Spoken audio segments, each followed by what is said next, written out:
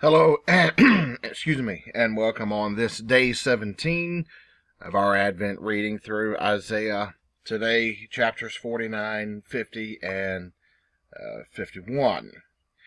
I do want to go back to chapter 48 and just point out, one thing. It's here. It was the key to Israel's prosperity. If only you had obeyed my commandments, prosperity would have flowed like a river. Deliverance would have come to you like waves in the sea. Your descendants would have been as numerous as the sand. You've heard me mention, most of you who are listening to this, about how the imperative it was to have many descendants for social and economic reasons. I won't get into them all, but you had to be taken care of in your old age, and you had to make sure you had multiple male heirs. So the idea that if they would have obeyed the commandments, they would have been able to prosper. And this has a prosperity that reaches in a couple of contexts. One, their spiritual prosperity, of course, their vibrancy in their relation to God. But also, I think that there's something of an economic indication here. When Jesus comes on the scene, and those that Walt has walked through Luke with me will recall that there's a tremendous economic emphasis in the Gospel of Luke. Rich man and Lazarus, parable of the rich fool, the parable of the debtors, the Good Samaritan has certain many economic implications. And I could go on and on.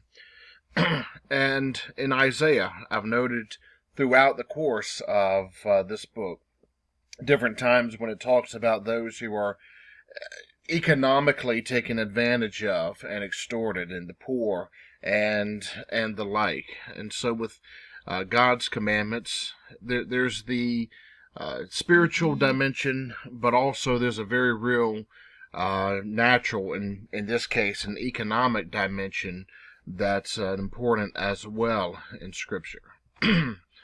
Okay, going into chapter 49 now. Here we are. Again, the talk of the exiles. Again, they're still in exile, but these are prophetic and poetic words giving optimism and hope that one day that they are going to return. And naturally, exiles are ones that are without a home. They are unstable people. They're what we call refugees. They don't know if they'll ever be brought home. But this rich poetic language throughout this book. I'm going to make you a covenant. You're going to rebuild the land. You're going to restore the desolate property. You're going to say to the prisoners, come out, and those who are in the dark dungeons to emerge. This is some of the language that Jesus used in Luke chapter 4, in his first sermon ever recorded there at Nazareth. There will not be hungry or thirsty.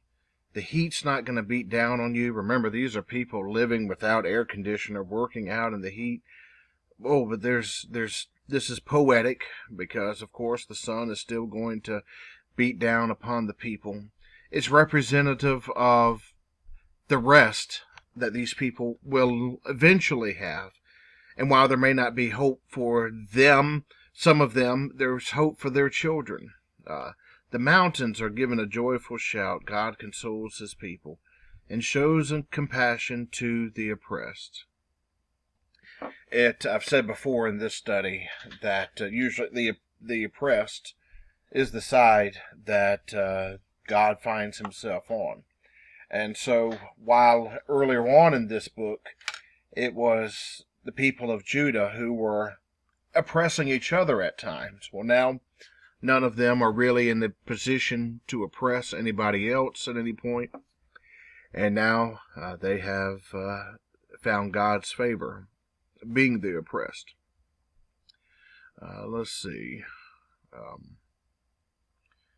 We'll move now into chapter number 50.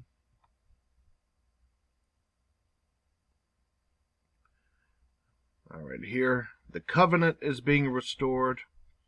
It's a contrast here throughout this chapter and through these chapters. Here it's he asked the question, "Where is your mother's divorce certificate by which I divorced her?" I said, I believe it was yesterday's video, that so often the covenant of God is marriage is used as a type, as a typology for the God's covenant. And here it's God is saying that there's been a divorce, that this covenant has not been met, and so in this sense he has divorced the people because of their rebellious acts. But they've had children together here, and it's these children now that, in a sense, in another typology, that God is concerned about.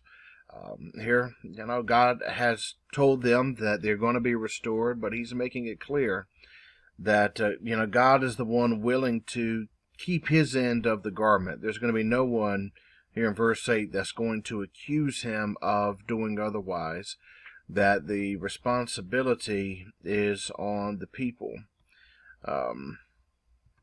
And you'll see this imagery of the fire throughout this chapter. And here he says, "This is what you will receive from me. You will lie down in a place of pain." That's a little bit of contrast there that I mentioned opening up. It's it's almost as if here God's telling them He's going to be nice, but wants them to know that He's not going to be too nice. He expects for them to return and to keep this covenant. And then in chapter 51, they're much more optimistic reading once again on how there's going to be restoration. He's going to make her wilderness like Eden. Now, what happened at Eden? I've said very much that this story of Isaiah is a story of exile. What happened at Eden? There were people who were in covenant with God. They disobeyed. And what happened to them at Eden? They were exiled from Eden. And so it's important here that when it talks about Eden and the garden of the Lord, that there's going to be a restoration. That exile is a deep-rooted stream throughout the Scripture, but the happiness and joy is going to be restored. The thanksgiving and the sound of the music. Remember in the story of the prodigal son, he's been exiled as well in a sense. He chose exile, but he's trying to return home. They throw him a party. The older brother, he's coming back in from the fields. He hears the music and knows that something out of the normal is happening, that there's a party. And that's what this is speaking to. It's going to be a party. Why is there a party thrown? Because I pay attention to my people. I'm going to issue a decree. I will make my justice light to the nations. I'm ready to vindicate, to deliver, to establish justice among the nations. I've said it once, twice, and maybe thrice in this study, that justice in the biblical sense includes crime and punishment, but its purest definition is much further reaching than that. Justice is the way things are supposed to be. Not just crime and punishment, but also the oppression of people and justice. This idea of justice works on so many different levels here in Scripture. God's going to come, and what has been imbalanced, as I've said before, is now going to be balanced. There's going to be a reinstitution, reorganization of things. And it continues on, and it puts that reorganization in poetic language. Look at the sky and the earth below. The sky is going to dissipate like smoke. The earth's going to wear out like clothes. Its residents will die like gnats. But the deliverance I give is permanent. Remember, I have talked about this permanent Israel that God is going to establish, this permanent temple, this permanent Jerusalem that was established in Christ, the one that we enjoy the fruit of in our time as Christians. But yet we're still waiting for the ultimate fulfilling of that. And then the one who suffers will be released. He will not die in prison. He will not go hungry. I am the Lord your God who churns up the sea. And so in their exile is their form of prison here in this passage. And so then our reading today, it closes with this celebration hymn for the people of God as they are now desiring to walk in that justice of God. All right, went over 11 minutes again today, so tomorrow will be Saturday, and I'll come at you with a short video then. Thank you all.